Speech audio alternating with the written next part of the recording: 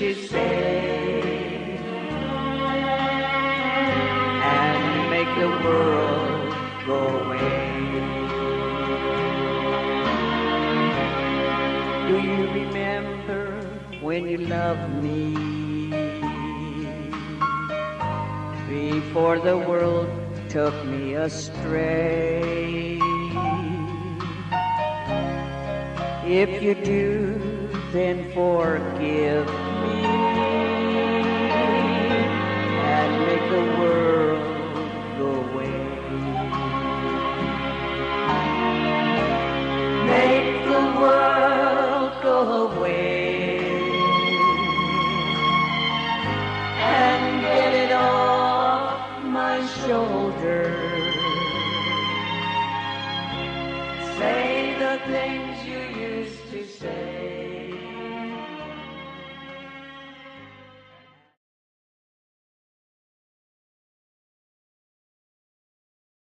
And my name is Teresa Ramirez, but I was Gonzalez before I was Ramirez, and I was Villalobos before I was Ramirez, because I was married twice.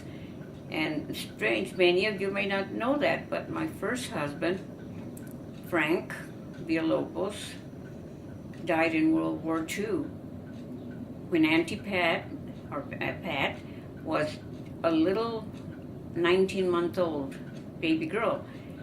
So when Manuel Ramirez,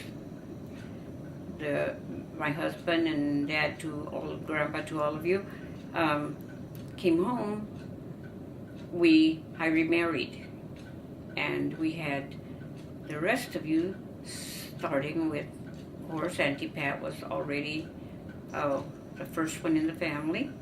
Then Albert followed.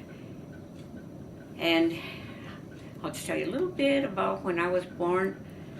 I was born on July 1st in 1924, which makes me 92 years old. I will be 93 on July 1st. And I was born in Sanger, not very far from Kingsburg. That's as far as I got. But that was, like I say, in 1924. I married in 1942 to Frank. He died in 1945. I remarried at the end of 1946 to Manuel. And here it is, April 11th, 2017. Wow.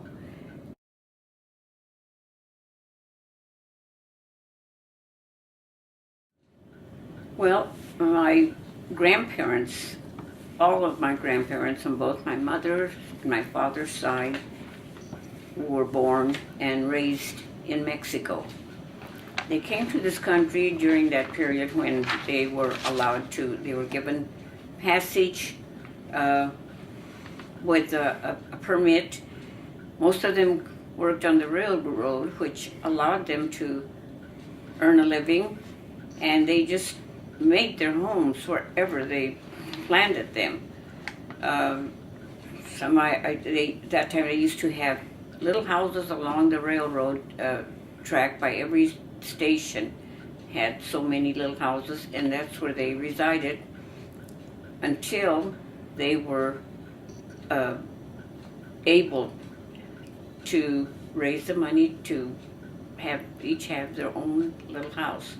And my grandparents ended up in the Sanger-Minkler area. I don't know why they picked those places, but to this day, Sanger is the place where most of the children who are left and grandchildren of these grandparents reside. Some have their homes there, some moved in close areas like Fresno, Clovis, and around there.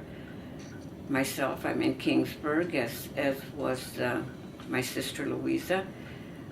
But the rest all stayed in Sanger until the day they were called home. So, yes, that's But my grandparents worked. From the time they got here, they knew that if they didn't work, they weren't going to have a home. So they worked as best they could. My grandfather on my dad's side was Wenceslao. I'm sure that that's where Wesley came from. We named my oldest brother, or they named him Wesley, and I was convinced that it was after my grandfather Mauro's dad, my dad's dad, Wenceslao. I never knew his mother. His mother died when they were quite young, and then my grandfather remarried and married a lady by the name of Luz, L-U-Z. And in fact, she must have been a wonderful lady. My dad always talked about her, but he couldn't remember his mother, his biological mother. And he said she was a wonderful lady, and she raised them. She was then the mother of Aunt Lupe and Uncle Philip, my dad's brother and sister. But yeah, she used to love my dad and my Uncle John, because they were from my grandfather's first marriage. So that's all I know about them, so very little.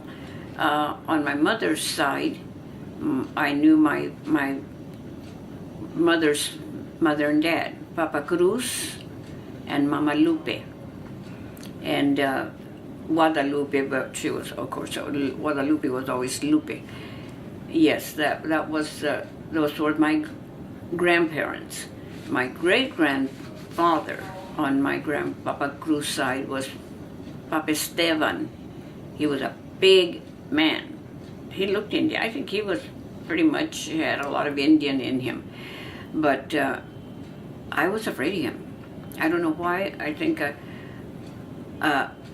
it's because back then the men used to be, and I didn't see it with my dad, and I didn't see it with his dad, but I saw Papa Vence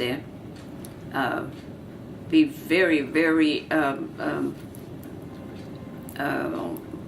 almost like a czar with my grandfather, Papa Cruz. But that was their custom back then, and they used to have to respect them to the point where they had to kneel in front of their dads. Well, I guess that's some parts of Mexico, but I didn't see it with my dad's side. I've often wondered, and I've never got an answer. I just think if I'd sat with my dad and asked him, how did you and my mother ever come to know each other? But it wasn't until they were back over here in the States, certainly because he was 10 years older than my mother, and he was just a young man, so 15 or so when he came from Mexico. That would have made my mother 5. Surely he wasn't going to try to court her when she was 5. But my dad is from Michoacan. I understand a beautiful part of Mexico. Never been there, so I couldn't swear to it, but from Michoacan. And my mother from Guanajuato, if that isn't Indian, from Guanajuato, Guan, Guanajuato. Yes, and yet they were destined to end up knowing each other after they both came to this part of the world, met, married, and had a bunch of children, us. And my mother and father-in-law, my mother and father-in-law, first Villalobos, were from Jalisco. I don't know what part of Jalisco, but I did know that that's where they hailed from. And then my mother and father-in-law, through my second marriage to my husband Manuel, were also from Jalisco. They were from a part of Jalisco that were more Indian country, and in fact they weren't very, very distant from where Our Lady of San Juan de los Lagos originated. Her appearance there and everything. So interesting, yeah. Can you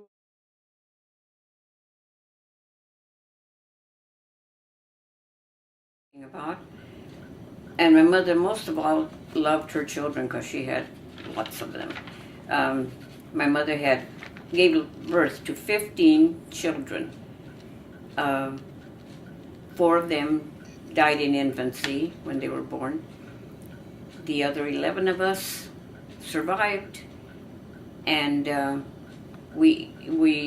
my dad moved us to a ranch about 5 miles out of town, out of Sanger, and that's where I lived until the day I left Sanger, when I remarried, and came to Kingsburg. Mom, But I didn't say something about my mother. Yes. Like I said, she mostly, I would think that I'd have to say she loved her family, because that's the only thing that surrounded her life. And she was only 37 years old when she passed away. She died of pneumonia. So that's grandmother Margarita, Maggie, whatever we prefer to remember her by. Did she pass away at home? She passed away at home. Yes, she did. We didn't realize that she was dying or going to die. She was sick, very sick, with I would imagine a bad congestive cold that developed into pneumonia real fast. And she was pregnant, 6 months pregnant. She had the little baby that she was carrying. The baby passed away just before she did, and was buried with her. When did your mother Margaret have the babies at home? All of her babies at home? All the babies were born at home, and with the help of my grandmother being there to assist her. But yes, there was no. The doctor came out, I think, on, I don't know, I couldn't say how many occasions, if he was able to get there. But yes, there was a doctor occasionally, and I don't know if that was because my mother, where they anticipated a problem or why, but not with all the children. You had mentioned one time that there was a midwife involved with the birth. Yes, there was. Besides my grandmother, Mama Lupe, there was a lady, Doña Jesusita, we called her, that's how I knew her, that used to go. She was quite knowledgeable about giving birth to be, but probably not as much as she should have been, or maybe my mother's other 4 children might not have died as early as they did.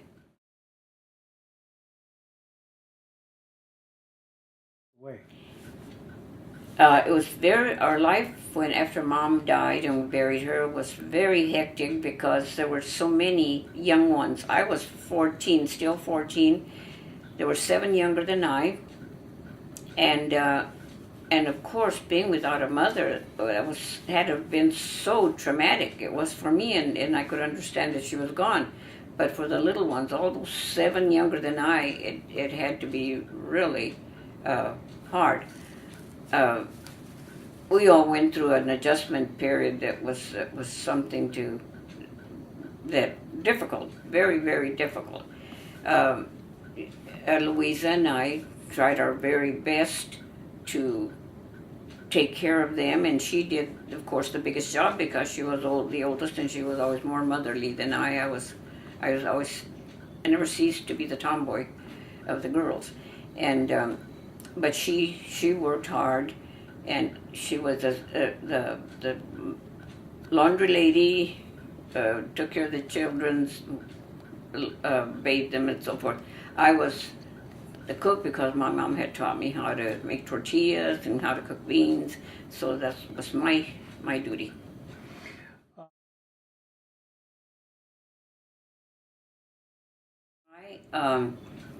My dad, Mauro, was 10 years older than my mother's. So my mother was 37, my dad was the 47-year-old widower with 11 children. The oldest child, Christina, lived with my grandparents, because when my mother's second baby was born, my grandmother, who had only 2 daughters, my mother and Jane, said she would help her take care of her for a little while, for a few days.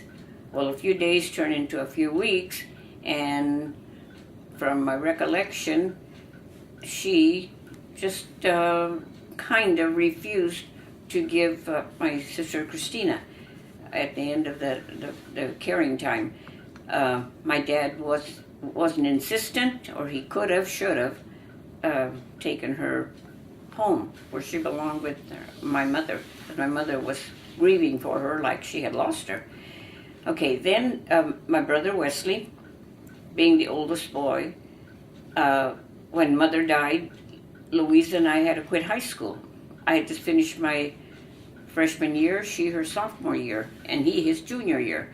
We tried to get him to go back, but he said, no, I have to stay and help. And what happened really was he from that point he went to Barber College and became his career. Louise, as I said, was the mother. Really, she was the mother. I was her helper, but together we did our job. She always did a good job, and I of course fit into the picture. Mike was the next one. Mike and Gabe were very close in age, and I had two boys that were like that. they seemed like the same nature. Mike was always more the caring brother, and I think he was only about 11 or 12, and Gabe was a caring, loving brother, but he was mischievous. Oh yes, he always had something going. Then followed Bertie and Ceci, close together, and they were our baby girls. Ceci was a very timid little girl. It was hard, really hard for her when Mom died. She couldn't seem to adjust, but she got very close to me, and she asked me one day, "Will you be my girlfriend?" And I said, "Of course, I'll be your girlfriend. I'll take care of you." And so to this day, I am her girlfriend, to this day. Then came our baby boys, because we had Butch and Jim, who were very young, very small when Mom passed. But they didn't feel it as much because they would get the affection from us, from Louisa and I, as best we could do. So they maybe just figured, oh, Mom was out washing or something, so it wasn't as difficult, or they didn't feel it as much as the ones up above them. So they were very, very close. As long as they were playing out there in the dirt where they loved to be, they'd make roads and play with, make little make-believe cars out of wood, and just seemed to pass the time away the way that they wished, and tried to be as normal as possible for them. And last but not least, our baby girl, our very youngest, Evie. She was, I'm sorry, I made a mistake there. The boys, she was before the boys. I was thinking she was the last of the children, born last. No, it was she that followed the girls, other two girls, and then the two boys came last. I could be wrong, and she could have squeezed in there someplace. But anyway, now that's Effie. So yes, and she was just a little girl also. Now she, for some reason, of course, being a girl, I think little girls felt things more than little boys. She wanted to know where her mama was, and so she got very close to Louisa because she gave her a lot of affection. And then, as I said, then the boys fit in there, and that I hope I got every one of them. I can see them as I'm talking. I see them, and Mom, let me ask you a question with regards to, you had mentioned earlier that the people, your descendants, worked with the railroad. Did Grandpa Mato then, was he with the railroad or no, always or? I should have made a definition there, because my grandfather, Papa Cruz, and his dad, I believe, Tupac Esteban, I believe they were the ones that worked for the railroad. My dad and Uncle John, since they had worked in the mines when they left Mexico, they were laborers, so to speak, and they went right to the fields. Daddy used to work, got a job at Mr. Haber's, where we lived all our lives, and he was a wonderful boss. And Daddy used to work out in the fields from morning light to dark at night. I mean, when as long as he could, as many hours as he could put in.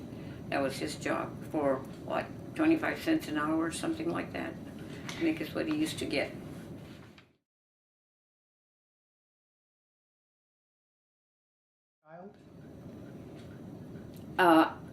I think we didn't know what it was to not possess the material things. We didn't know. Even going to school with kids but at that time people didn't have the materialism that we see today. Much better off than we were, because they were in their own homes and they had things that we didn't grow up with. But we didn't miss them because we didn't have them. I was happy. My mother's passing brought a lot of change in our lives, and all of us we couldn't have been happy. I know I'd be lying if I said, oh, I was just as happy as when she was there. No, that wasn't so. For at least a year or better, I remember all of us grieving, and I thought about Daddy. My dad, I said, here we are, so concerned. I think we miss Mom. What must he be missing, you know? But he had those long hours of work in the fields, and so that helped him too.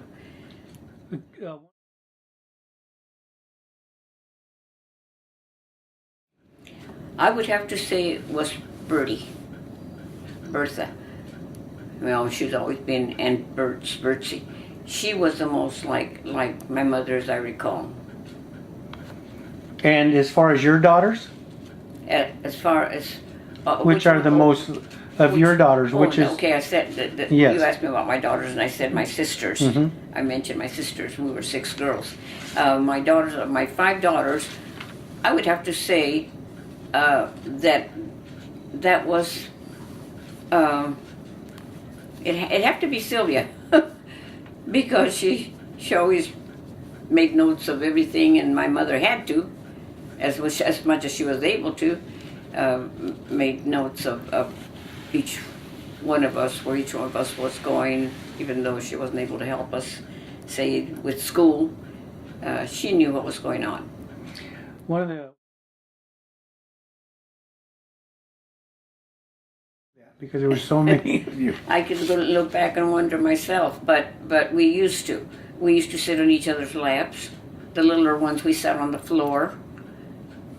We didn't have to worry about seat belts, so we used to kind of pile in the front seat. There were probably 4 people instead of 3, but we managed, and we always went to Mass. We didn't miss it as long as our folks, took us.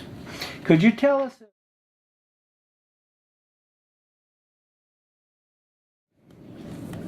This is going to sound real funny, but when I got a doll, I never had a doll. I believe that I was about 9 years old, and my grandfather got each one of us, his granddaughters, a doll. She was only about 11 inches in size and length, but I could not believe it, that I had my own doll, because we used to get toys through the toy pile through the Knights of Columbus, because my dad was always a member of the Knights of Columbus, and Christmas they would bring us toys and goodies and food and stuff like that. But this was my own doll.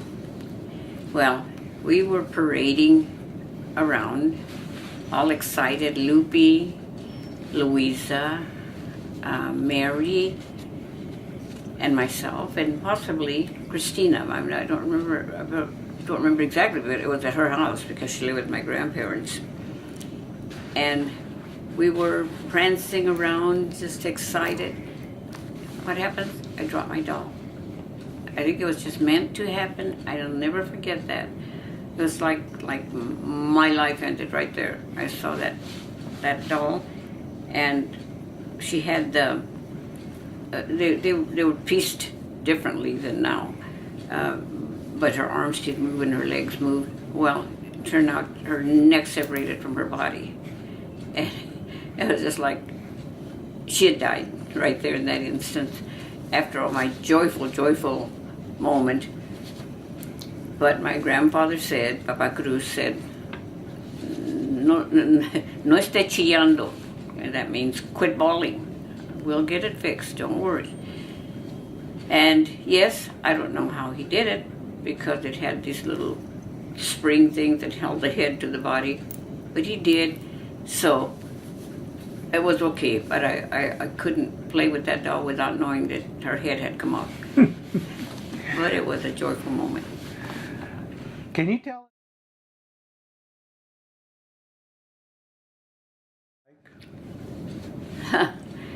I was a romantic. I used to love to, Alan Ladd, Gene Autry, mostly the men that I liked. Bogart. I used to imagine that one day I was going to be a star, an actress, and I was going to get to act with these men, these actors. That's the way I thought. I had a mind of I imagined beautiful things that went with this memory of me being a star. But it was because that's the way I was. By nature, I was a romanticist.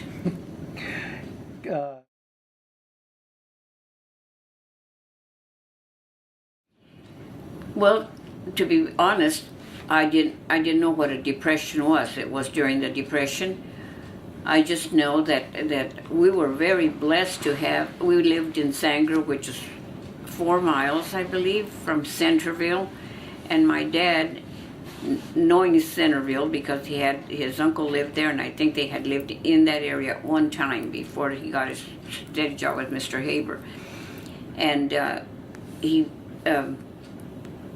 My dad shopped at the store there in Minkler, in Centerville, actually Centerville, and Mr. Stewart, the owner of the store, got to know my dad, knew that he was a honest, hard-working man, and Daddy was able to charge groceries there and pay at the end of the month, and he was so good to my dad. He knew he had a lot of children, and he would have like barrels where his ice cream would come in, and when it got real low, he would tell my dad, take it home. He'd give him some cones. He'd give him bananas if they started to get too ripe. He'd tell my dad, take these home, give them to your children. So we were real blessed that way. And my dad used to get our even our stockings. I used to wear black or white stockings all the time, Louise and I, and almost anything that we wore came from there. Then that's where there was the barber that used to cut my dad's hair and used to cut our hair. All that was right there, within 4 miles of where we lived.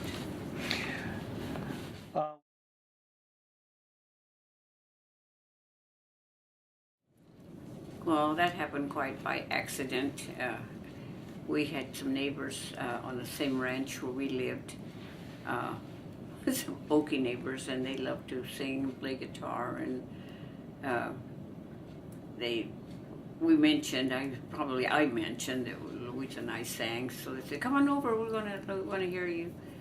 So we went over and we sang a song, and they thought, hey, that's great, you girls. And at that time, we didn't used to sing a lot of the Spanish songs. We learned the what we called Western type song from books. We had some books that used to have songs, and we learned the words, how to sing them. So then this guy, Johnny Wrights, he had some friends that had a spot on a radio show there in Fresno, out of Fresno, just a small thing, and asked us if we'd go and sing. So we even borrowed boots so we would look Western, and so that's the first time that we sang on there.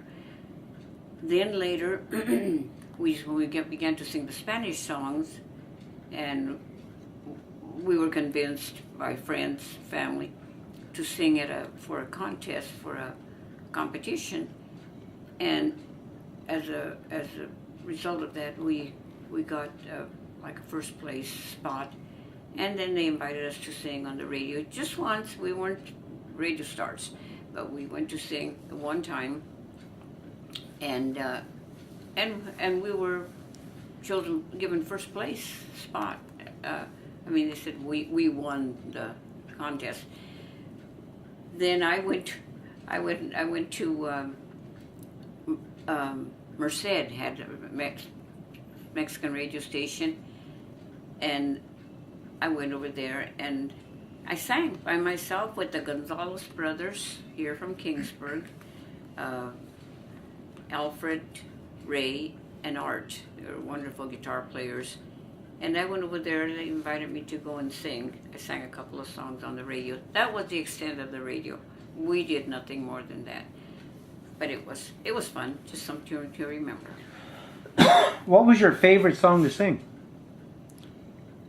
Oh, we love to sing anything because we harmonized. Louise and I, just the way we came across, she would sing the main voice, and I would harmonize it, whether it be upper or lower harmonizing, but I would do that. And all the songs, like I said, we went from, it was just Western English songs, and we went from that to the Mexican music. We began to really take on that and really liked it. But one song that I recall that we sang, and it was always kind of my favorite, was about a dog, and his name was Shep. And oh, heaven knows what those words to those songs are now. But it kind of went like, when I was a lad, and old Shep was a pup, o'er hills and meadows we'd roam, just a boy and his dog, in the world full of joy. And I forget the words, but anyhow it ended with, and if dogs have a heaven, there's one thing I know, old Shep has a wonderful home. And I guess that's because we always had a dog. We were familiar with dogs, not the way people have them today that live in the house and sit on the couch. No, we've had outside dogs, but back then that's the way it was. But yeah, I could say that because that's one of the first songs that I remember singing, especially with this group of Okies that we sang with. And they actually were because they were German Russian. But yeah.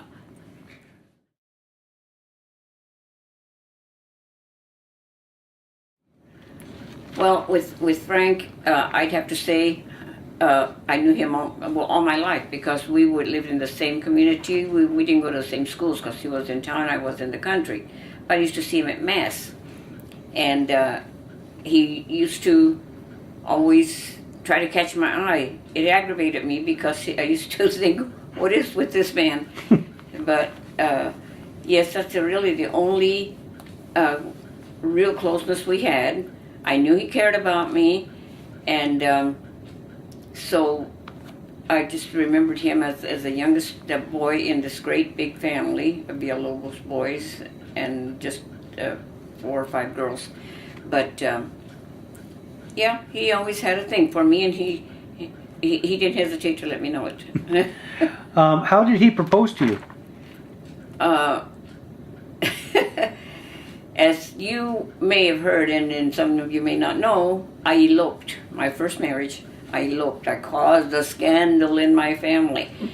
He said, let's go away and get married. Okay, so I was young and romantic, and I said, okay.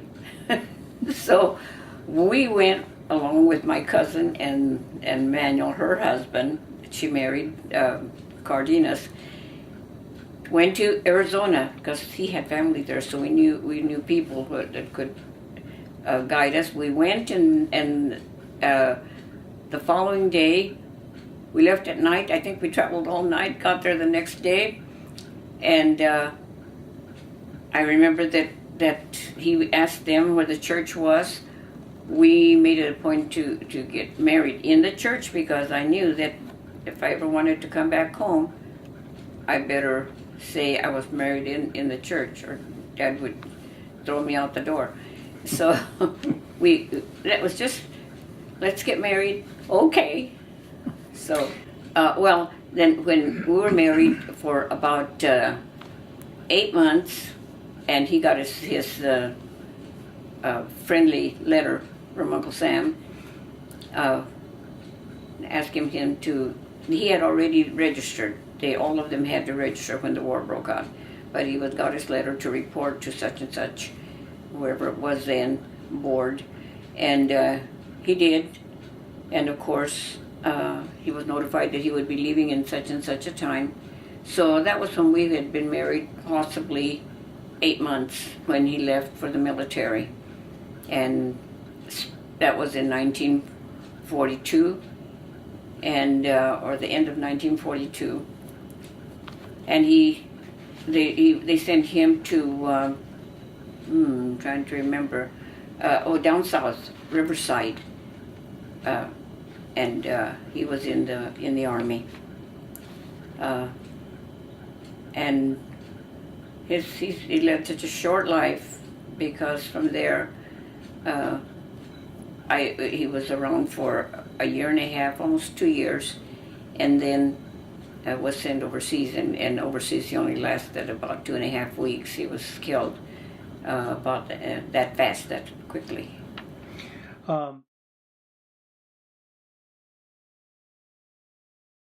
I knew him from before. He had gone to Barber College with Uncle Wesley. That's how I met him.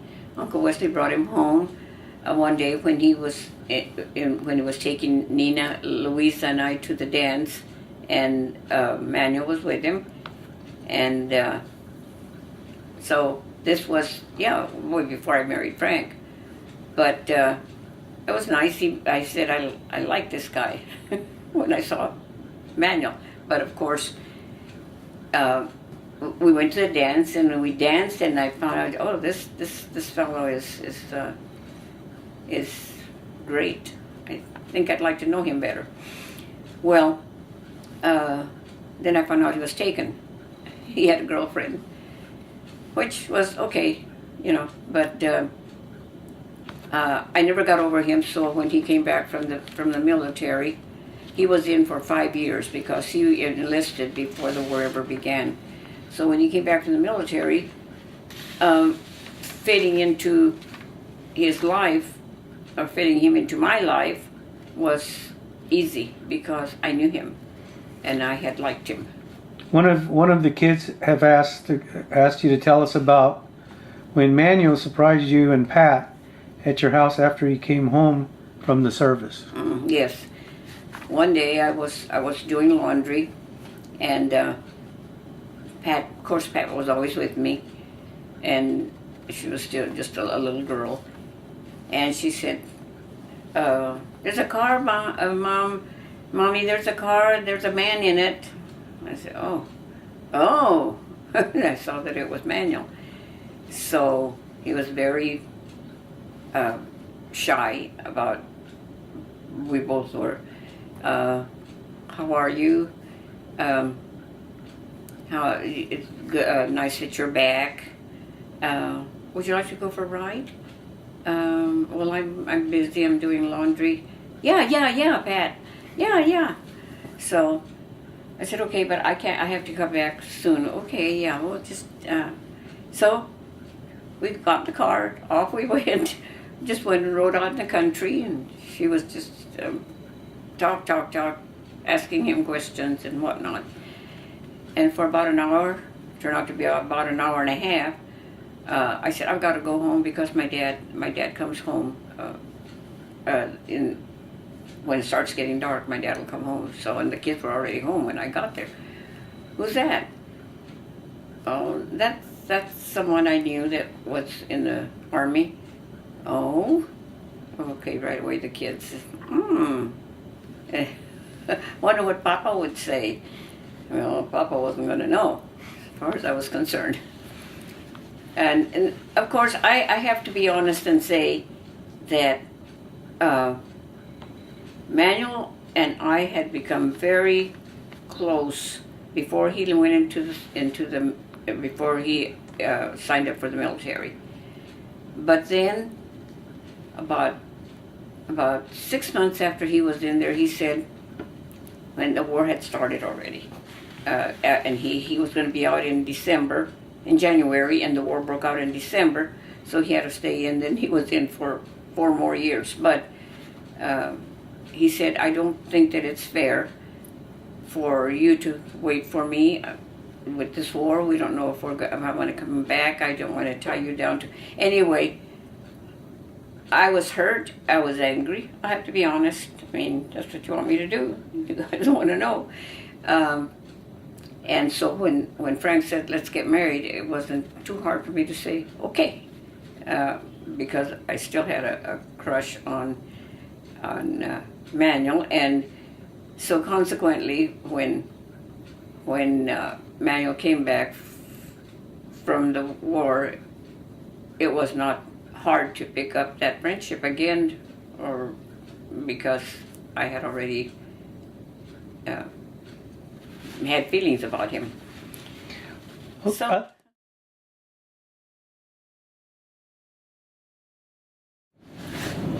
and that's a good one, because he didn't propose to me, he proposed to Pat.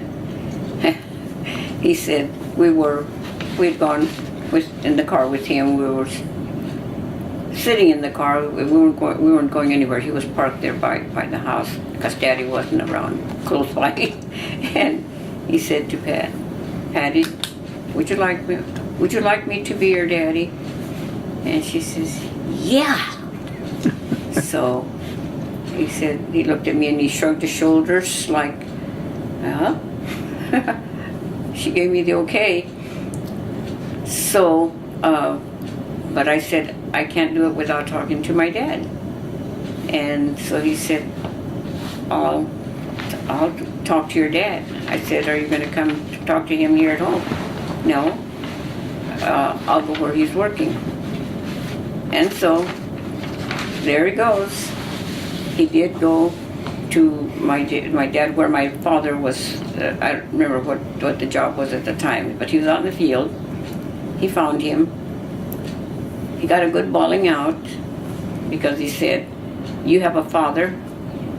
Your father was supposed to come here and talk with me about this, and not you.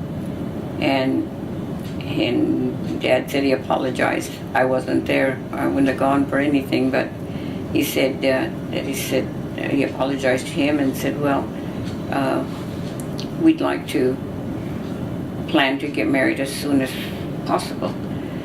So I guess Dad thought, what's the use of trying to stop him? He's going to do it anyway. So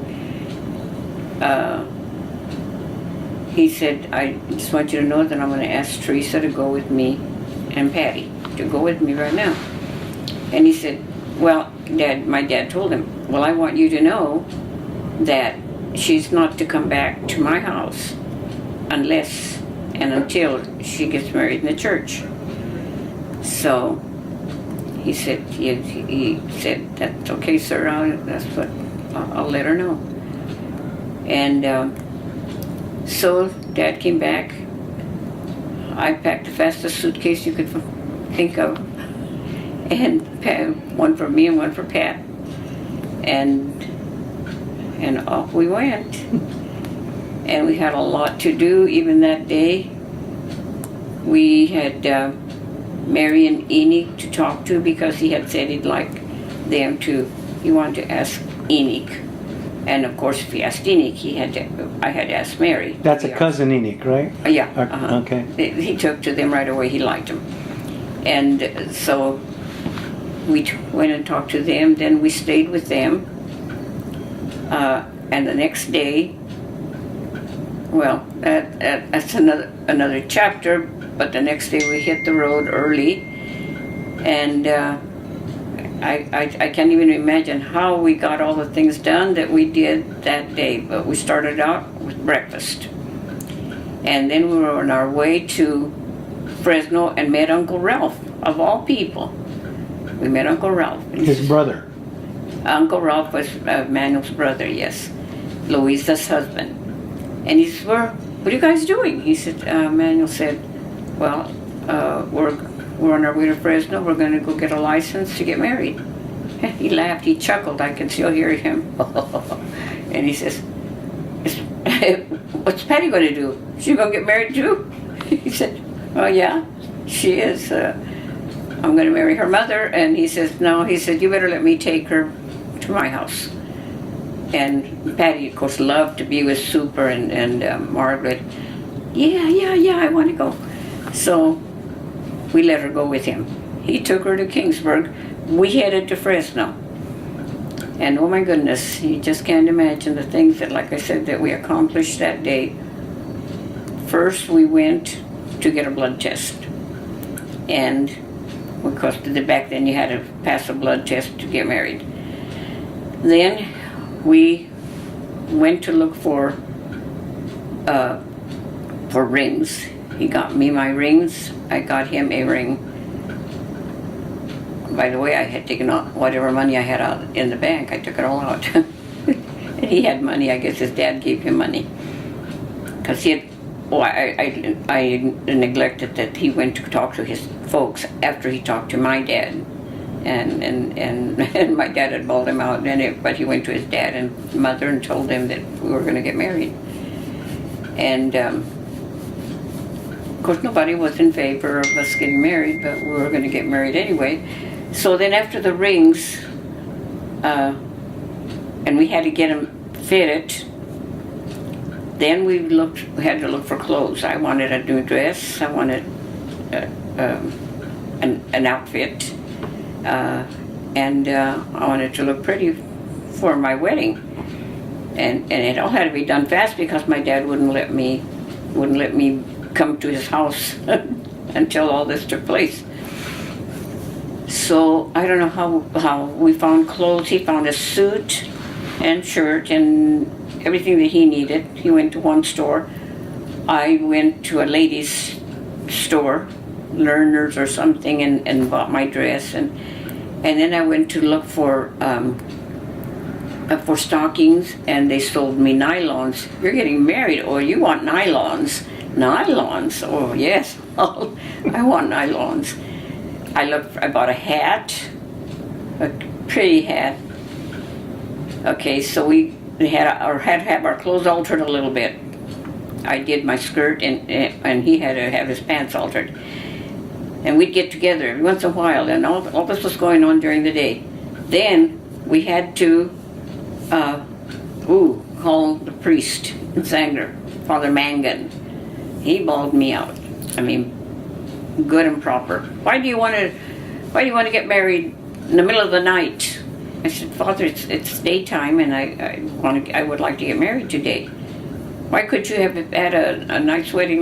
He was upset. But he agreed to marry us at 8 o'clock in the evening. Gave us enough time we had our clothes and our rings. Then we made a phone call for flowers. And a corsage for me and boutonniere for him. And a boutonniere for each for our attendants, our two attendants. And we got through with all this. We got dressed. And we showed up at the church about 7:45. And Father was still angry, but he knew that I wanted to get married. I said, my father won't let me back in his house unless I'm married in the church. So he grumbled. Okay. So we had this evening ceremony. There were only Enoch and Mary, Tony Tejas, Manuel had invited him, Christina Ayala, my dear friend, and her husband, and her sister, I believe, and then Manuel and I. That was our bridal invites. But we went ahead and the ceremony was done. We were married in the church, thank God. Oh, and we had made arrangements with the restaurant, the only nice restaurant in Sanger, where we went to have dinner. That was our wedding banquet. We had dinner there. And then I went to my dad's. Oh, that was hard. And it was after dinner. By then it must have been about 9 o'clock, 9:30. Poor Daddy, he was asleep, of course, and he was very, very cold towards me. He says, "Well, yes, I told you that that's what I wanted," and I said, and Father Mangan married us, so we're married. And he says, "Okay, I'll give you a blessing," and he did. And I gave him a hug, and he and Manuel shook hands, and then we left there. We came to Kingsburg. And, I can say now that my dad learned to love Manuel. It was something, he resented him terribly for taking me away and taking Pat away, but he learned to really respect him, and he loved him. I can recall that so well. Mom, what was Frank? About Frank, the most endearing was, of course, that he was a family person. We had a lot of respect towards his parents, which was true of both my husbands. They were very, very caring, respecting men. And of course, with Frank, I didn't have Pat until we had been married about a year and 4 months, I see. It was a year in March, and she was born in May. So it was a year and 2 months. And then with Manuel, of course, the most enduring was that he accepted her.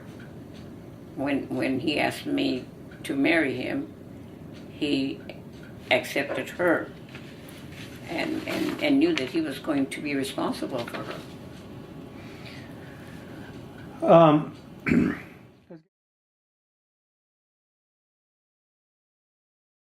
got married? Yeah, I must have been about 12 years old, and he was his name was Eugene, and to this day they swear that's why Manuel's middle name is Eugene, but I don't know, that's not so. I just had to find a name that went with Manuel. But yes, Eugene Parrish was his name, and he was just a real nice fellow, very good looking, and I thought, ooh, all men this good looking. So just this little girl had this crush, and then this is the strangest thing, but Gene became a highway patrolman, and one day I was coming from Selma to Kingsburg, and a police car was behind me and put on the red light. I said, oh my God, now what did I do? And here comes this officer walking up to the car, and he says, hi, lady. It was Gene. I thought my heart would drop. Dad laughed. And then right after that, they invited him to one of their meetings that Dad belonged to a group there in Selma that met once a month or something like that. So they invited Gene to come as the speaker. So it was nice to see him, and Dad got to meet him, and I told him, I said, this is the man I had a crush on when I was about 12 years old.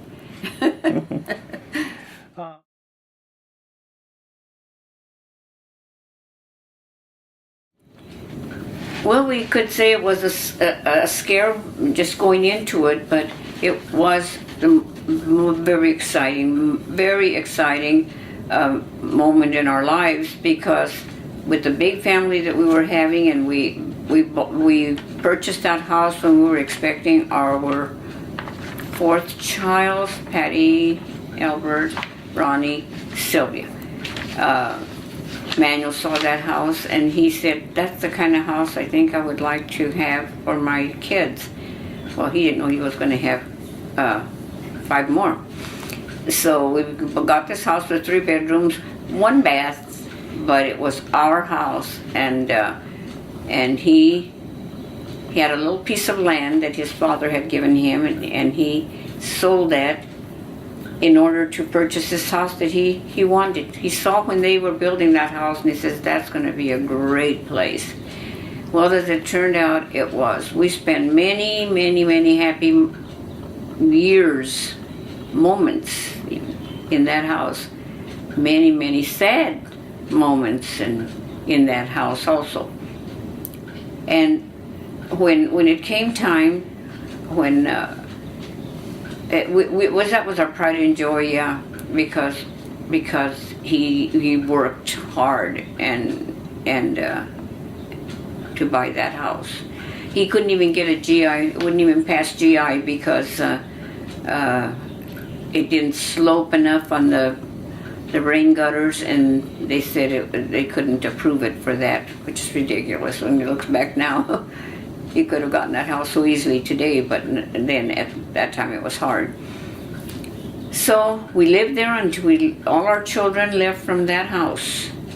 And it hurt me to leave it when I sold it, but it was time.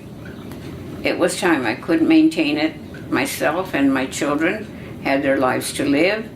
Only one of the boys lived close by, and he tried, but I saw that it was really getting harder and harder for him to come over outside of his work hours to keep it up, the yard. And so I said, I think it's time to let it go. It's just the house.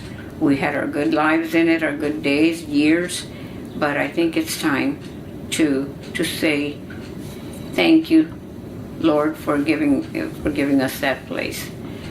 So I put it on the market, rented it first for a while. I wasn't satisfied with that arrangement, so then decided to sell.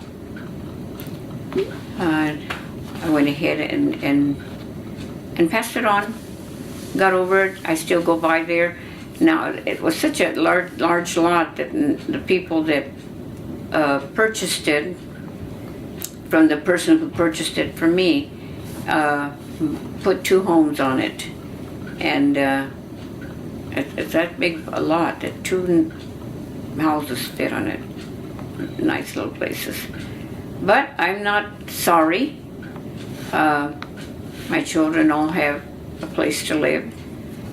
And they weren't going to be fighting over that little house because they have their own homes. And now I'm living in, I moved around. I went to live with my children and lived with Albert and, not Albert, Norman and Laura for a while, with Manuel for a while. Then I moved to Gail's as her nanny, and our little house was gone.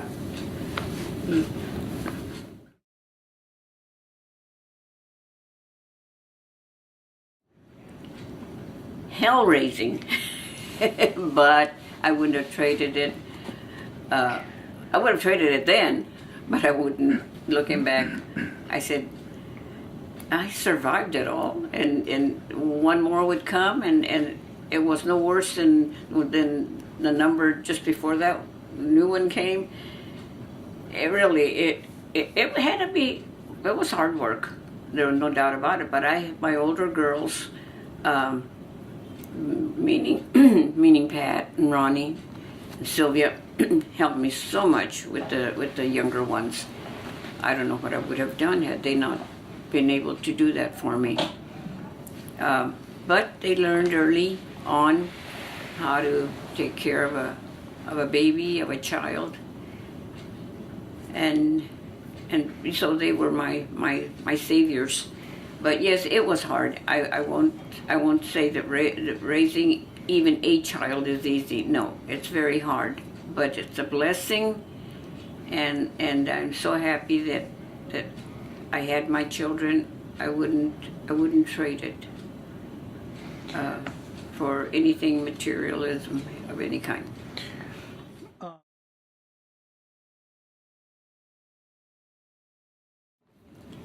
Well, I know whose ears are picking up right now. My babies were small babies. All of them weighed under 6 pounds, if you can believe. I carried very small babies, but I wasn't a big person either. Except for one, and he weighed 6'1", and he was breech to top it all off. My other babies were all born normally, but early on I found out that Manuel, Bimbo, was breached, was turned in my uterus.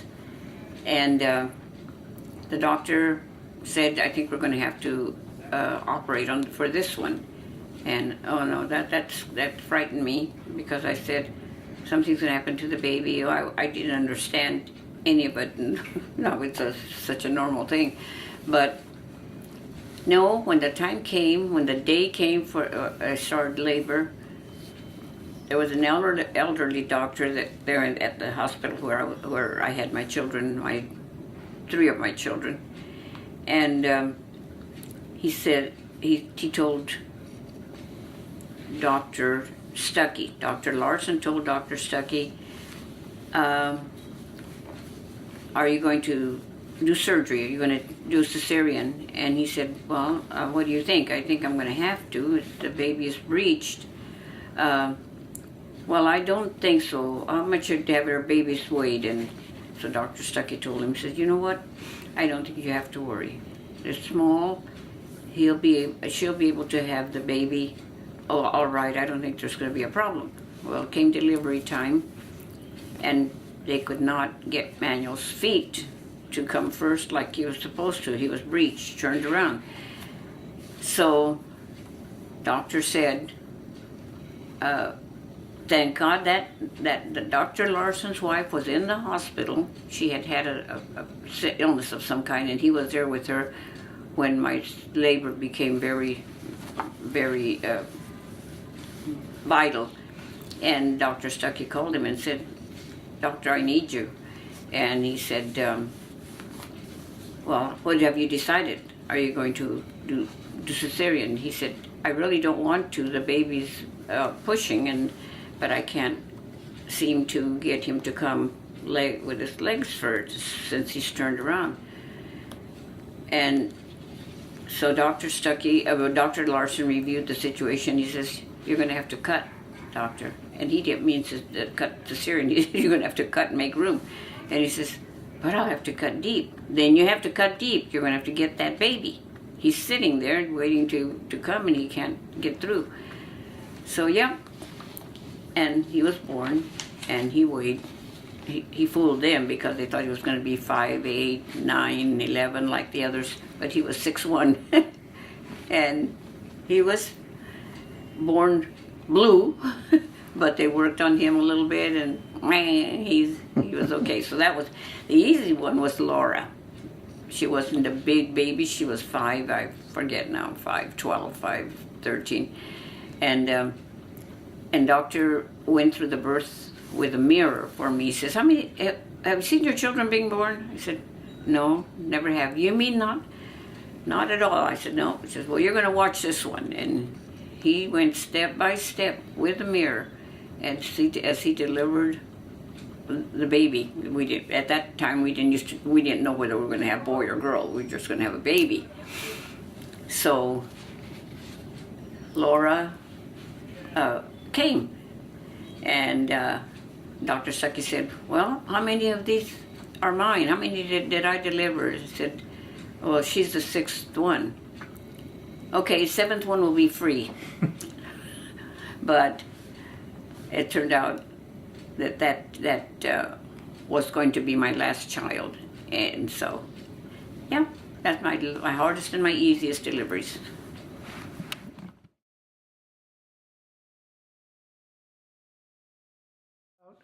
what he shared with you? And I wish I knew more, had more to share on that, because I was against him getting involved. To me, it smelled like a political thing, and I didn't want him involved in that.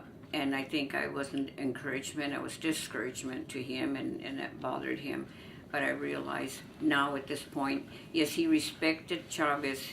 He said that man has changed the role of the farm worker. It's given him some dignity, which is true.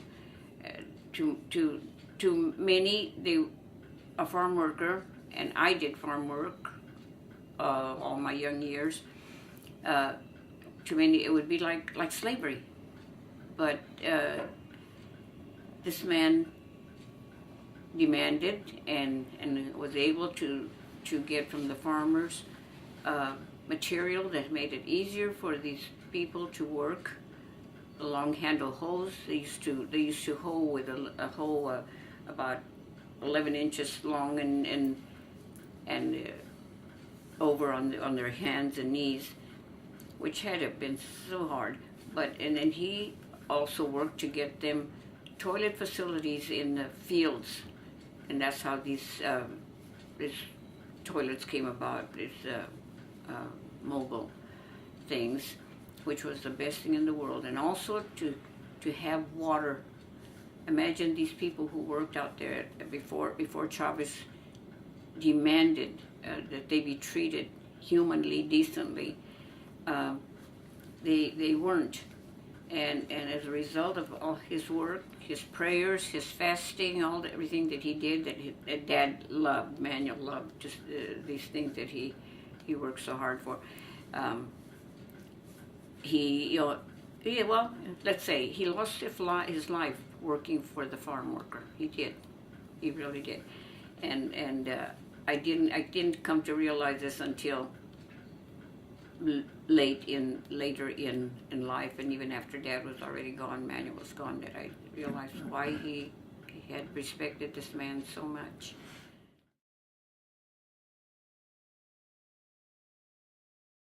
Yes, the Cursillo movement was another very active movement. I couldn't participate, and I resented it because it took him away for weekends when he'd go to help out at to set up for these Cursillos and then help with the work involved. But it was such a good thing, and I never made a Cursillo. It's a short course in Christianity type thing. Never did it. But it was something that he truly loved. But he'd be gone he'd take off work, and I resented that he would take off work on Friday and Saturday and Sunday and come home late Sunday after they had put things away, returned stuff, and it was the best thing in the world for him. I wish I had given him more support now. But I want to go back.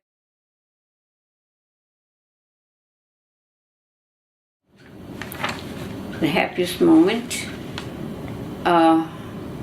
gosh, there were many happiest moments, just as there were many unhappiest moments that I won't even go into because we are weak. I was weak, he was weak, but I would say that when each one of our children was born, it thrilled me to see him get excited over that new baby, and he did that with all of our children. So that was that. I would say that was it. And seeing him, another thing, it wasn't just how he participated with me, but he lent himself to other people. He was a giver.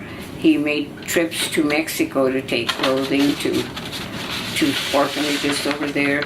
So that's a part of him that stands out in my mind. He was a giver.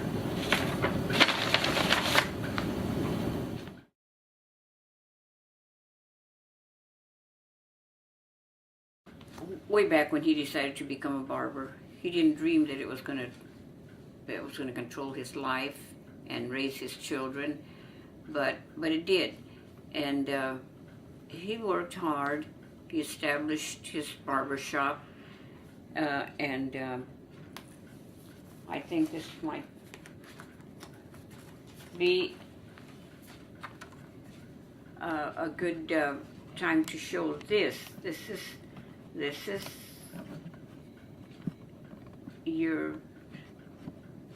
your dad, grandfather, great-grandfather, godfather. Hey, he wore a lot of hats. This is he in his shop. He had to work hard to raise this barber shop, to get the things that he needed in it, chairs, cupboards, whatever it was. But he was determined, and it was good.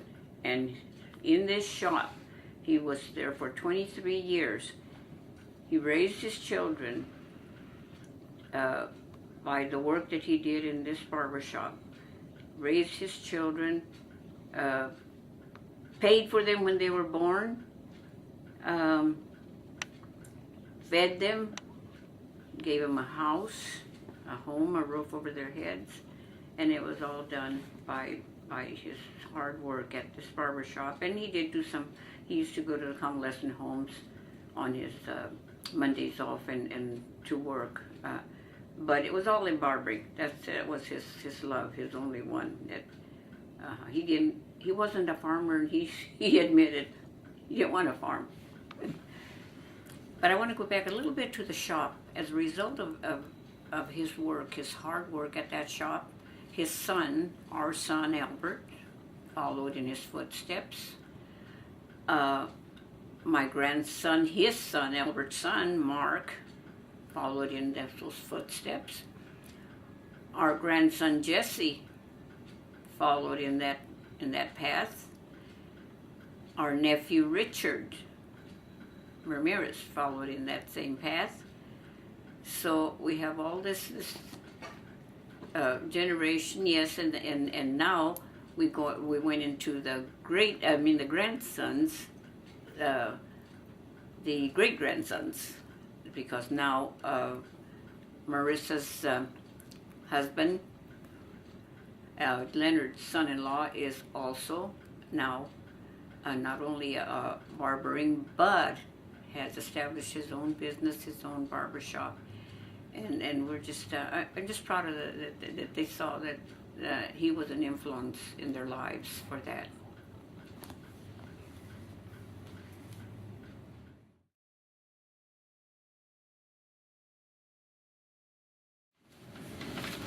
Had circumstances been different, I loved school, and I was good in school, believe it or not. I was a good student. I had good grades all the way from elementary school. So I would have if I could have, but as it turned out, life didn't turn out that way for me, and I had to choose. No, if I had had to make a choice, I would have chosen what I did, drop out of school.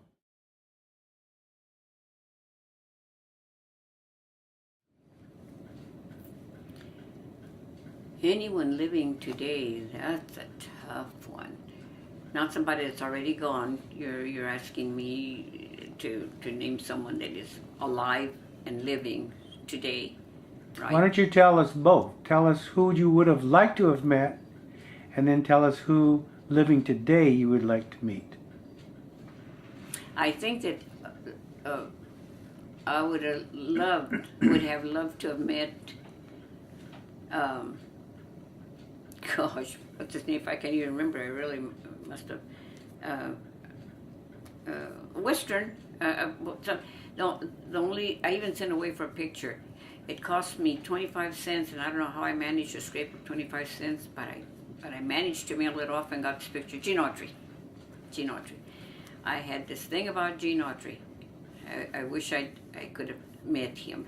It would have been the thrill of a lifetime. And then as of today, who would I love to meet today? Gosh, that's a tough one, because there are a lot of people that I'd say, gosh, I wish I could have known that person or met that person in my lifetime. I would love to, I saw one of our popes, Pope John Paul, when he was here in the United States. but it would be really wonderful to meet the Holy Father who is with us today. He has turned a lot of hearts, pro and con, but I think that it would be neat because I think he's a person that I could talk to, not be afraid of.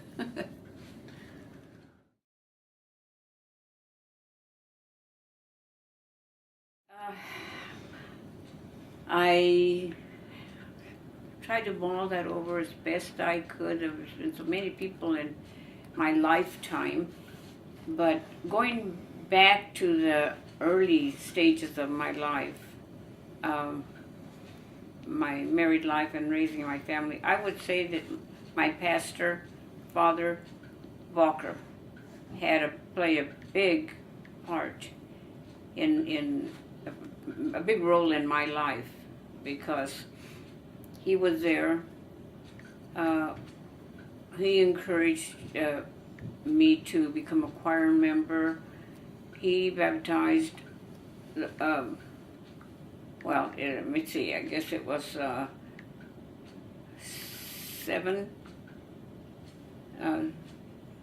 six of my children. Six of the six younger ones he baptized, and until he passed us quite a while ago now, about 7 years ago, 6 years ago. But he did. He advised me. He thought a lot of our family, and he, in fact, got me this is, I really feel humbled when I say this, but he recommended me to our Holy Father, who was Pope Paul VI at that time, and I received a certificate from him congratulating me on my life and my family. I thought that was doing good. So I would say, and he played a big role in Dad's life too, and Manuel's life. So We all know.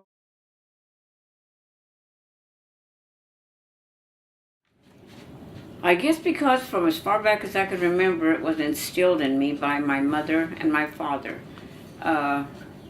Regardless of the weather, regardless of circumstances,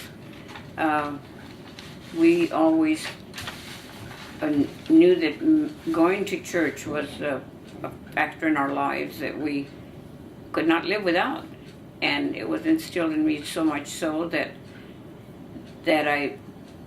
my whole life was developed around it. And I haven't always been the most faithful to my faith because many times along the way I have had my doubts, I have had my misgivings about something that I heard from the pulpit. But all in all, this was something that was always there for me. I could always come back to it. And so far, thank God, I have been able to stay with it throughout my entire life. Have you?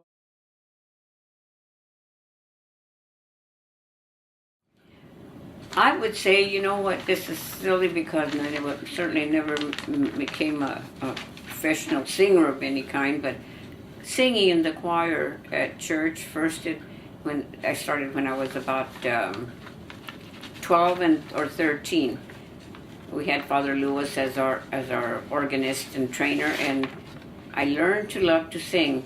Learned to sing all the Mass in Latin, and so that was a big part of my life. Then I became involved in other ways, of course, as much as I could because I was raising my family. But then, as latest in the last 10 or 12 years, I was involved here in my parish in Kingsburg in various ways, with choir, with singing, but helping families who were in need of help. Yes. Okay.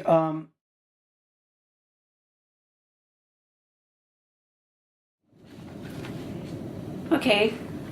first and foremost, Comadre and I did not meet under a vine, a grapevine. No, that became the story, and I get a kick out of it to this day, because our children will say they met under the grapevines, and shows that they even had shirts printed with us underneath, like meeting underneath the grapevines. Well, I wish it had been that way because it would have been great, but it wasn't exactly that way. What it was is, after my father and mother were compadres to the Prietos family. What does that mean, compadres? Compadres means co-parents. We were co-parents because we took their child to be baptized. In this case, it was Ernie. But to this day, you'd think all of my children had taken their children to be baptized, because all of them call comadre and compadre, compa and comadre. And the same way from that end to here, I'm comadre, and my husband Manuel was compa. But actually, the way it was, my mother had passed away on June 13th, and in the fall, early fall, this family from Pasadena came to visit the relative who were the co-parents also with my parents. They had taken their children to be baptized. And after Mass, my daddy said, my compadre Jesus' brother is visiting here, so we're going to go over to North Pole, and we're going to go have a cold one, and we're going to take you girls with us. We'll get you a soda. Okay, that was always exciting.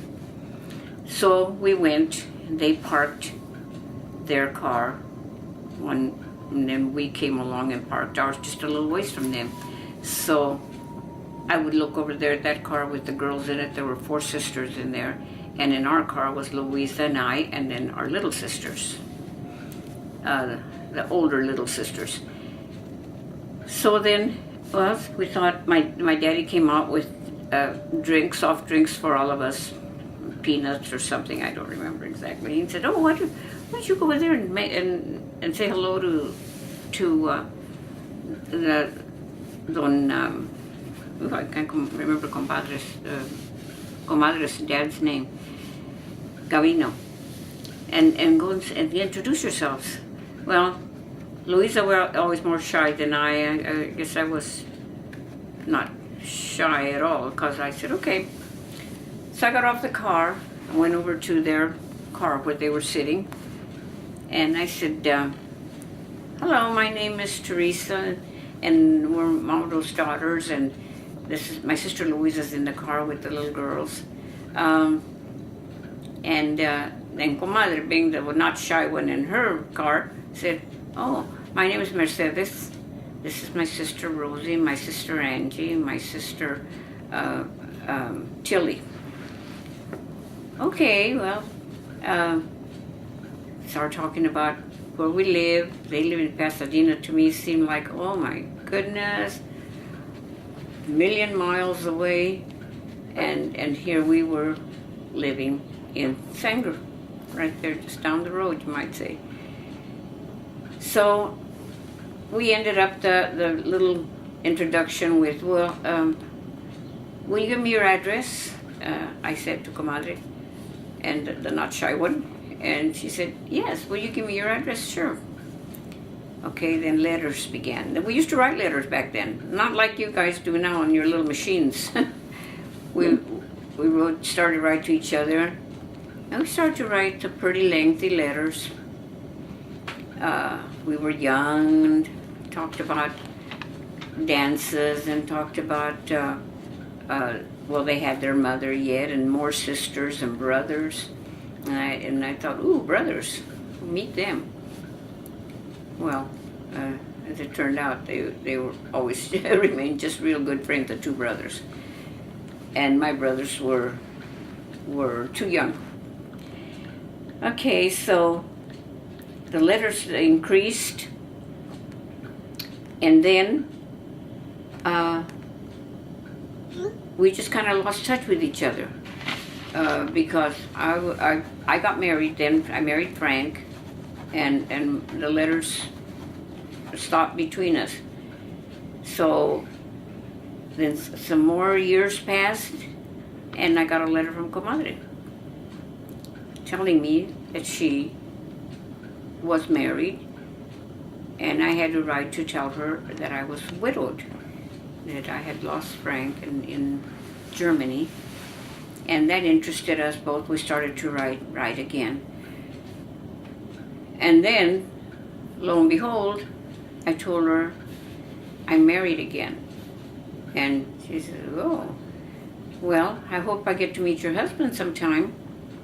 I said, well, I hope so too. Well, it turned out it came sooner than we thought because my husband we took a trip down toward LA way, and he said, do you want to visit your friend? I said, sure. And our husbands hadn't met. She was married to Compadre Ernie, I was married to Manuel. And so we arrived at their house, and we were both very sheepish about introducing our husbands.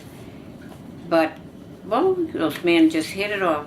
They really liked each other, to the point where when Ernie, their oldest son, was born, they asked if we would be his godparents. Of course, we were thrilled.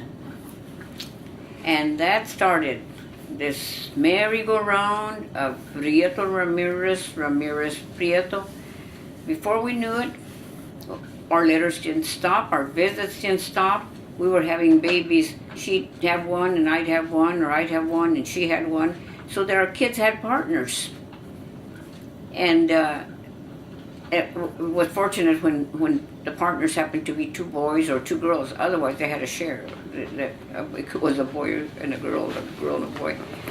But our families became, the children got to know each other, and then they started to visit us here in Kingsburg, and we started to go over there. By then, we were able to travel a little. Although we're still all squeezed in one car, but we did it. And we came to, our children thought that they were their cousins. And Comadre and I would tease them and say, don't you wish that Albert and Rini would like each other? What's the matter with you women? We're cousins, we can't like each other. We couldn't convince them they weren't cousins. So to this day, they have this closeness, we have this closeness with all of them. Unfortunately, my husband then was gone, and 3 years ago, my compadre Ernie left us also. So Comadre and I now are alone, just raising our children, dealing with our children and raising our grandchildren and great-grandchildren. We're at that stage now. I have, of course I started with 9 children, and then I had 18 grandchildren, and then I began to have step-grandchildren, and lo and behold, here come the great-grandchildren, and as of right now, my comadre just had her latest great-grandbaby, a little girl, and I'm expecting my new great-grandbaby, a little boy. So we're still competing. We're still having babies and children and grandchildren and great-grandchildren. So we've kept this close to us up, and I hope we always do. We call each other once a week, and I hope we can always keep up this friendship between them, us and them. Mom?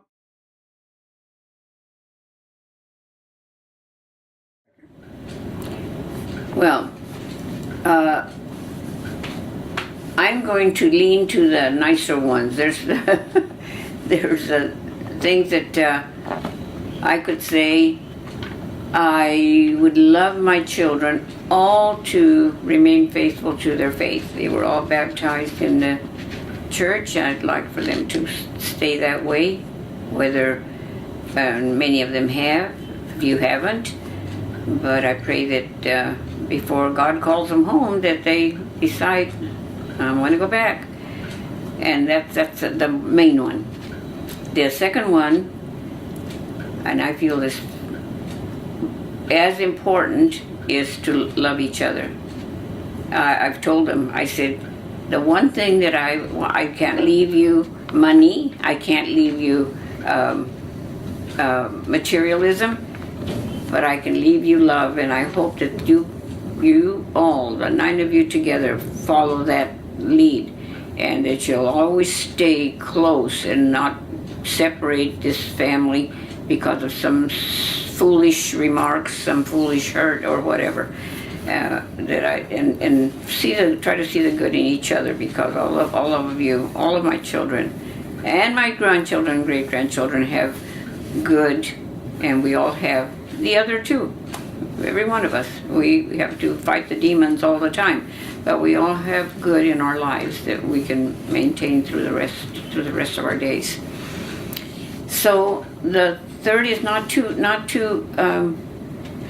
abuse the things that God has given us, particularly our health. Not to always want to be in the groupie group, the fun things that aren't so fun lots of times. But I'm not going to preach to anybody about that, because there are choices you have to make yourselves.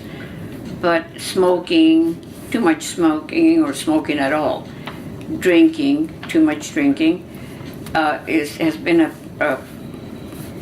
very prevalent thing in our family, and I would hope that one day all of us, all our children, my children and grandchildren, and all those to come, will realize that life is much happier and at a better level if we don't abuse it that way.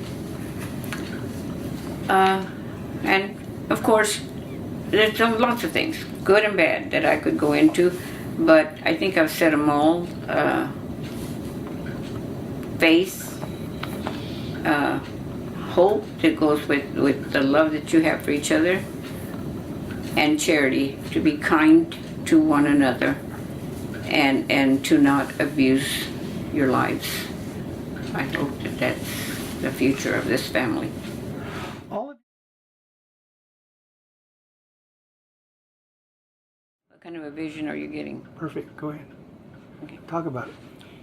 This picture is what I talked about back at the beginning of when I started to talk about my relationship with the 2 men in my life.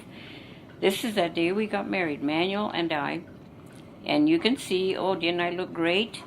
I bought my hat, bought my gloves. Look at that dress. How about that? Ordered our flowers. He got his suit, had to have it altered. I mean, everything turned out so well. I think we look great. So that's Manuel and I on the day we got married at 8:30 in the evening, approximately, by the time Father got settled, at 8:30 in the evening on December 10th, 1946. This is going to be a little difficult, maybe, but anyway, I'll try best to. It shows Frank and Patty and I. She was just, I think, she was about 4 months old when this picture was taken. And this is the only picture I have of Frank in the military, as a military man. And just below it is the picture taken when we got married in Arizona, when we eloped. And the next one is a picture of Frank and I right after we were married. This is a picture of my dad and my mother with 5 of us when we were babies, little. My father's that man with the hat on, that good-looking guy. On his right is my Aunt Lupe, his sister, and on his left is his uncle and godfather, Massimino. I don't know why he got in there. But anyway, starting from this end is my sister Christina.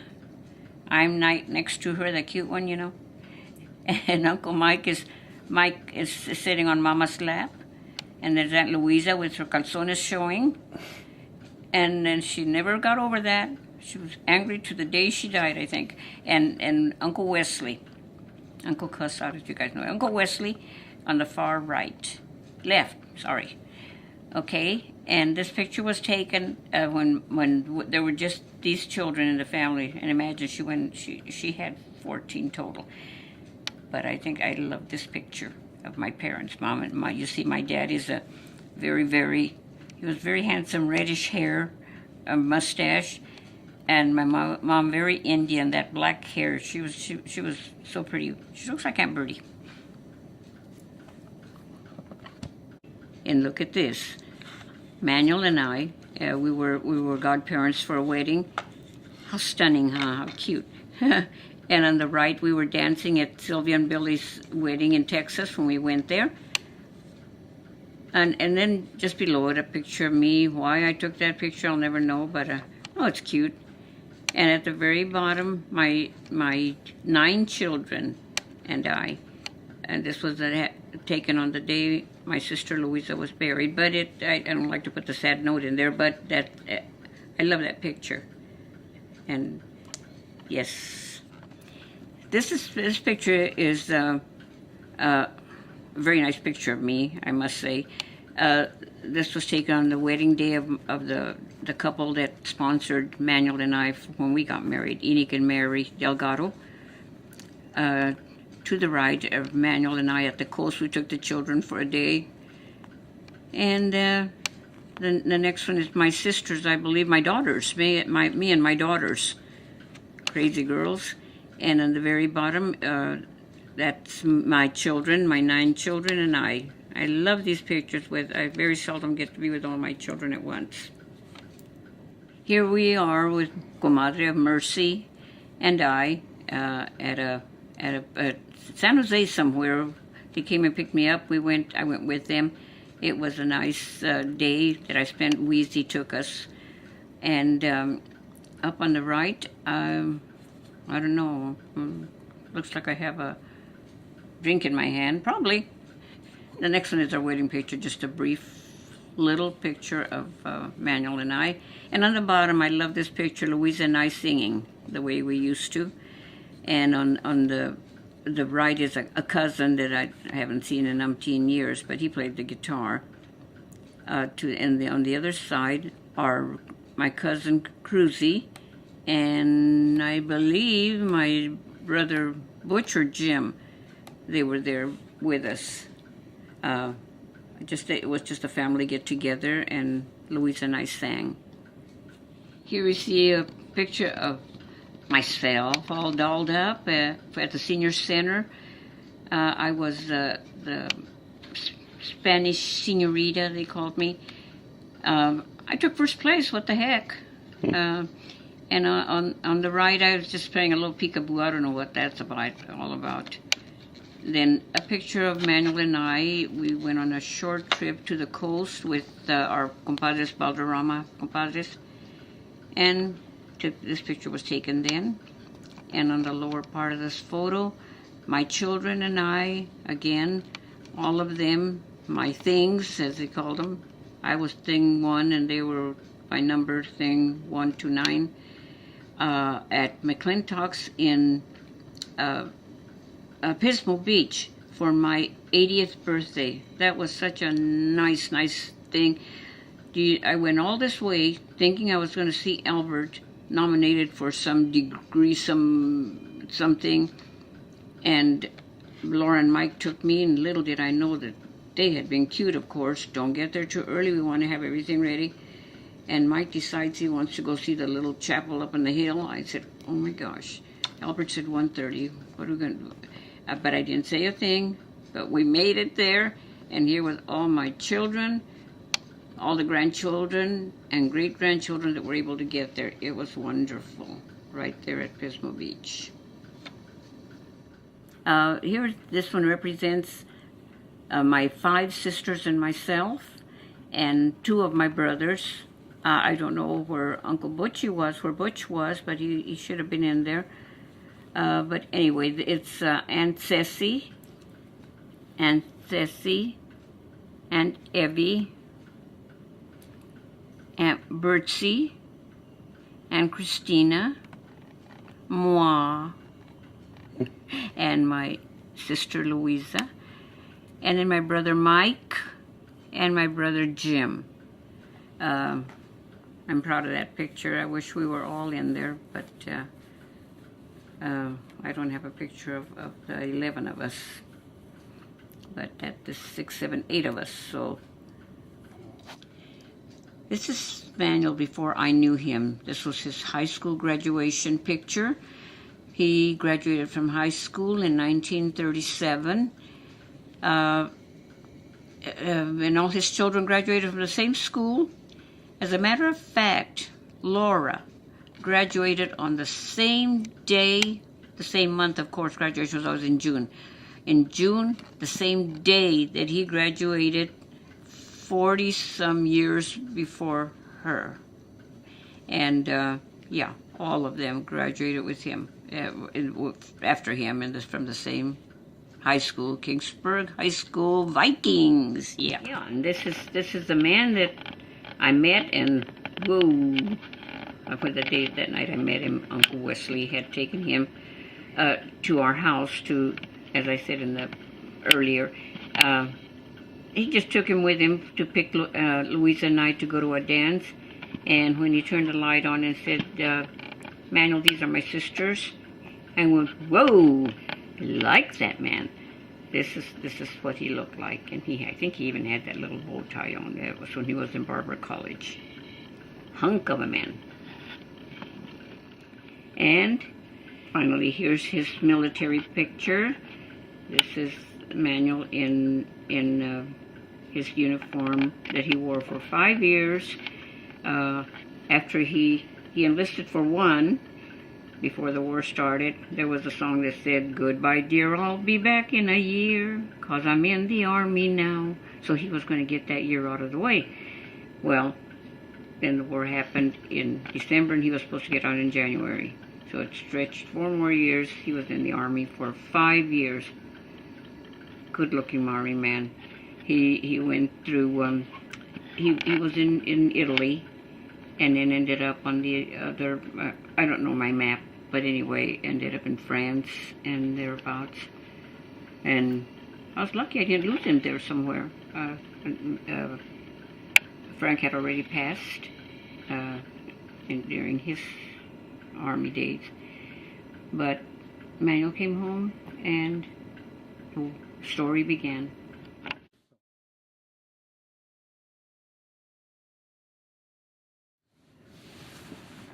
The best advice, and of course you're going to say, oh yeah, Grandma, but yes, I say keep faith, whatever direction it takes you.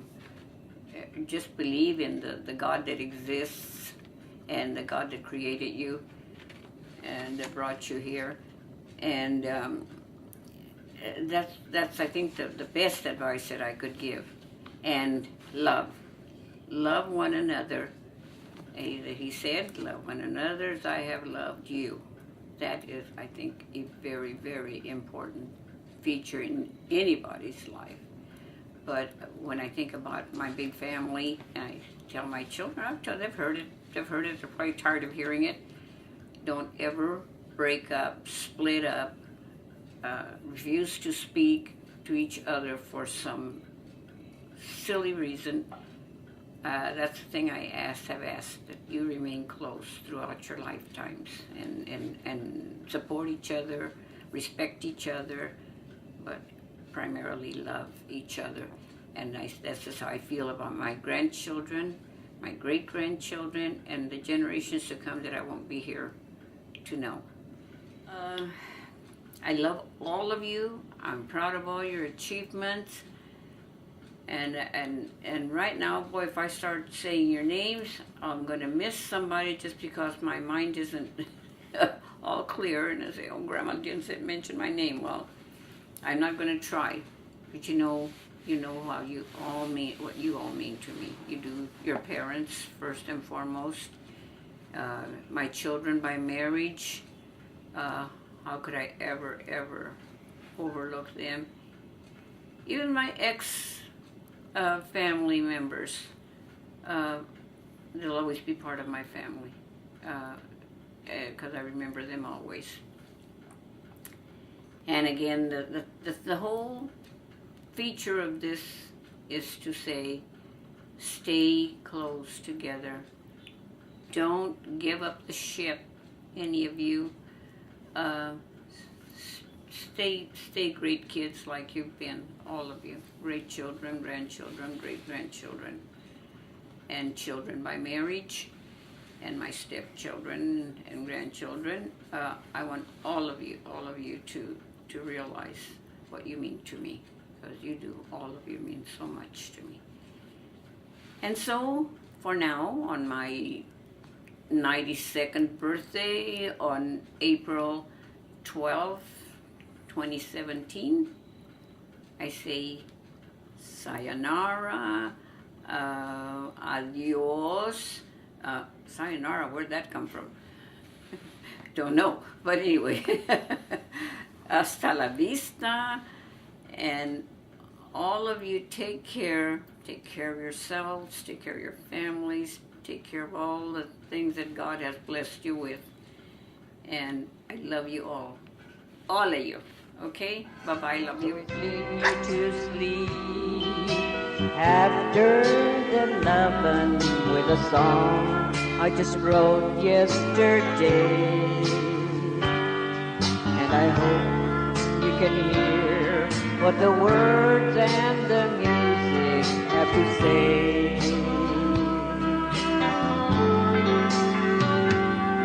It's so hard to explain everything that I'm feeling face to face. I just seem to go dry. But I love you so much that the sound of your voice can get them on.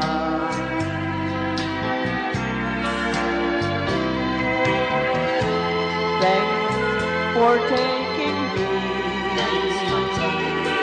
on a one-way trip to the sun. And thanks for turning me into a someone.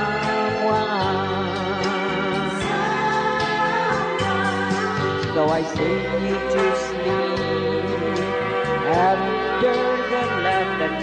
I brush back the hair from your eyes.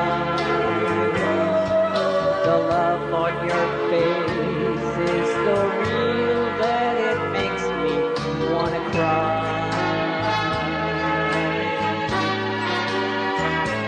And I know that my song isn't saying anything new. Oh, but after the love.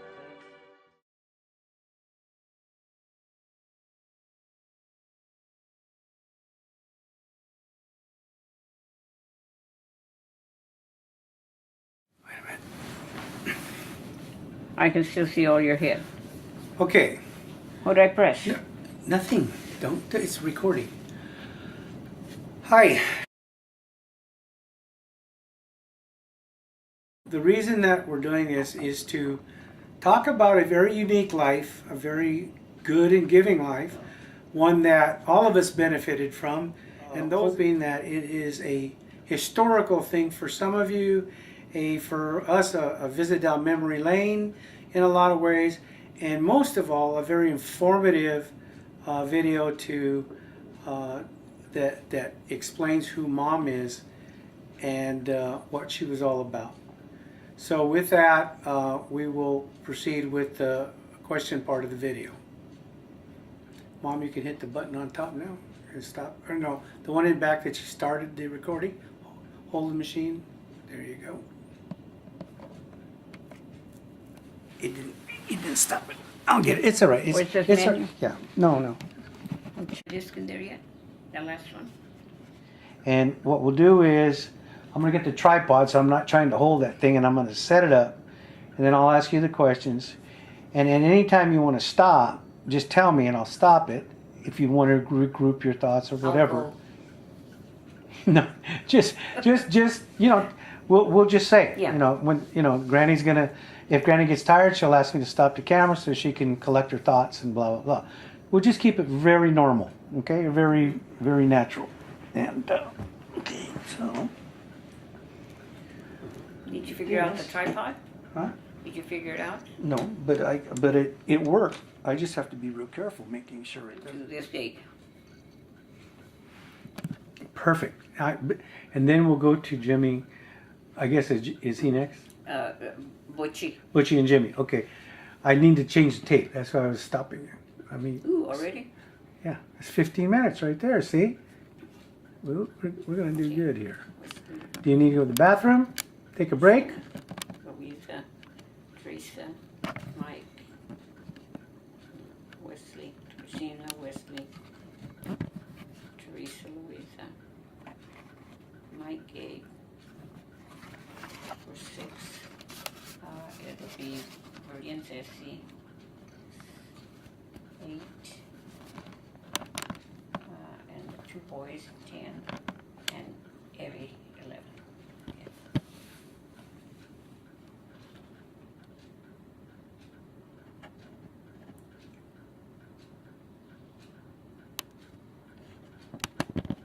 So, I'm sorry. For those of you that are watching the tape, we're trying to keep this as casual as we can for grandma, granny, great grandma, great grandma. Those of you that will be watching it. So we're going to let her take a rest, and we will come back with some more questions. I want to thank everybody for submitting your questions. This is going to be something that we'll be able to value for years to come. So. I really hope so. It's not easy to bear one's soul, you might say, but anyway, there's nothing in my life that I'm ashamed of that I'm going to reveal to anybody.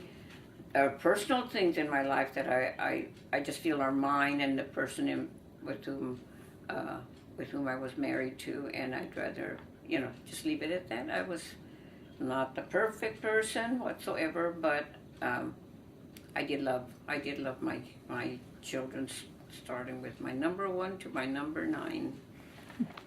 Okay, we'll come back and do some more taping in a little bit. Go ahead. I wish I could probe more into the lives of the 2 men I was married to. They were both came from wonderful families, great people.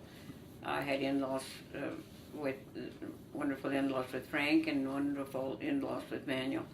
And later on I will go a little bit more deeper into their lives, that is, the end of their lives, maybe I should say, and where each one is at this time, besides heaven, where each one would be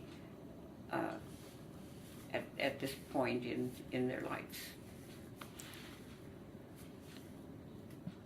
We're getting close to. Before I go on to the next question, wasn't Gene Autry also a World War II hero?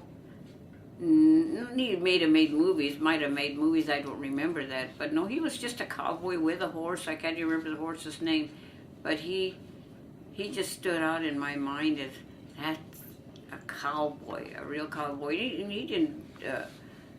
It was just his acting. He had a drawl. Of course, so did Roy Rogers and some of the others. But Gene Autry, he was my man.